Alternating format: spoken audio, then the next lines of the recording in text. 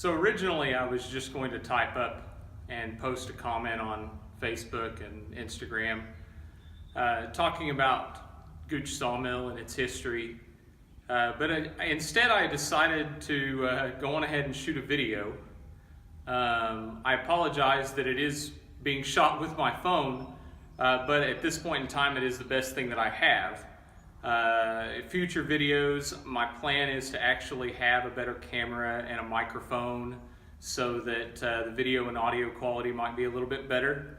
But basically my plan is that at some point I'm going to make a video series that has some tutorials about how the process works if you're bringing me a log to mill. Also how to properly buck a log for milling, or if you're going to bring me the log to sell. I'm kind of hoping that these will be useful tools for customers, and at some point in the future it will be valuable to somebody other than me. So the one thing I do want to talk about though today is that today is March 30th, and 31 years ago today my grandfather bought his first sawmill. He drove to Mission, Kansas and purchased the sawmill, put it on the back of his truck and brought it home. Some of you have heard this story before. A lot of you have never heard it or don't know anything about it. And he brought it home and used to sit out in this barn lot and cut logs up for customers and used to cut wood up to sell.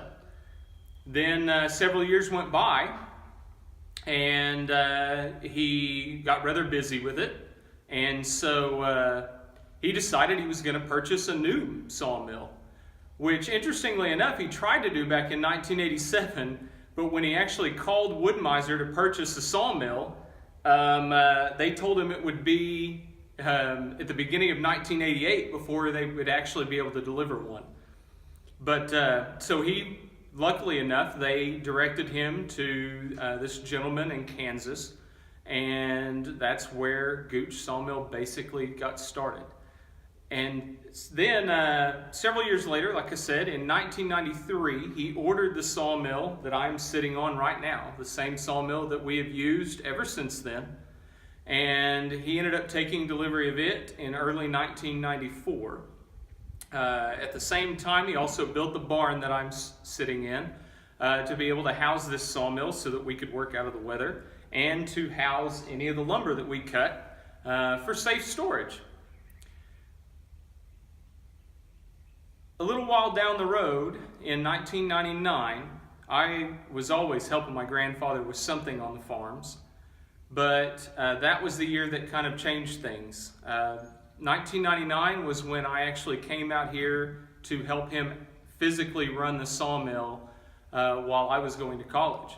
And this sawmill and this business is actually what helped put me through college. It's what I had to make money. It's what I used to be able to pay for my books and for my tuition. And I'm eternally grateful for that. And then years later, in around 2007, my grandfather and I made the business into a partnership. And we continued to run it as a partnership all the way up until he passed away. And of course, after my grandfather passed away, I inherited the other half of the sawmill, and I have been operating it by myself ever since, with some help here and there from friends and family that come out and help me cut a large log or something. Over the years, I've tried to expand the things that we can do and the services that we can provide to customers, and along with the products that we sell as well. We've started cutting wide slabs and being able to create things up to 4 foot in width is pretty impressive. So in an effort to continue to do that, several weeks ago, interestingly enough, on this anniversary time anyway, I ended up ordering some new equipment that will be coming in the next few weeks, hopefully. and which will even expand our capabilities even farther. And I hope that it will be a very interesting road. I hope that you all will kind of stay tuned, I guess. And I'm hoping to shoot a video whenever this equipment arrives. And we definitely plan on making some videos of us being able to use this equipment to make some rather impressive pieces of wood. But until then, I want to say thank you for watching. Thank you for any information that you can share with me on how to make some better videos. I have purchased some other equipment, like I said. It's not here yet. I also am going to have to learn how to use the editing software, so I apologize for any poor video quality or background noises that you've obviously heard trucks driving down the road in the background.